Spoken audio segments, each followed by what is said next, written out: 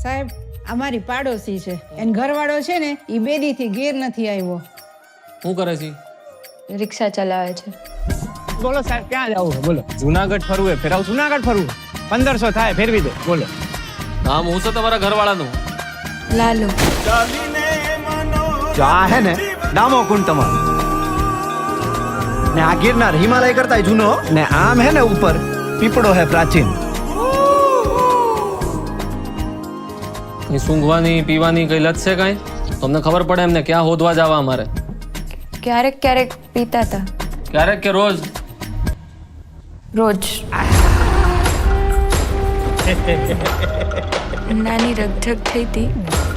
Photo પાડી શકું તમે? હા અહીં ઉભા રહ્યો. આયા ઈ રાત પછી પાછા નથી આવ્યા.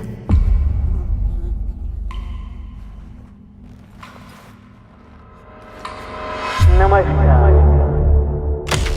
સંસારનો આ નિયમ છે કે આપણે સૌએ કંઈક તકલીફો જોવી પડે. આયા હું હે ને ગઈકાલે આવ્યો તો ને ભરાઈ ગયો તો એ આ કોકને મોકલો આયા હે ને લોક મારેલું હે ભાઈ. કંઈક ને કંઈક પ્રયત્નો કરતા રહેવાના. પ્રભુ તમે ક્યાંથી આવ્યા? હું તો અહીંયા ખાલી ગાયોનું ધ્યાન રાખવા આવ્યો. એક દારૂડિયાની લાશ મળી છે. મોઢું વર્તાતું નથી. તમે જેના દારૂડિયો કહો છો ને એ મારો દીકરો છે હો સાહેબ. એ મારા ઘરે 5 વર્ષની દીકરી હે બાયડી રાહ જોતી હશે. કાઢો મને કાઢો કાઢો રે એ કાઢે. અંદર લાશનું મોઢું બતાવી દે.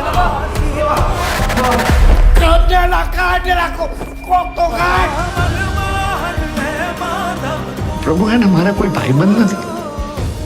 પ્રભુ તમે મારા ભાઈબંધ બનશો.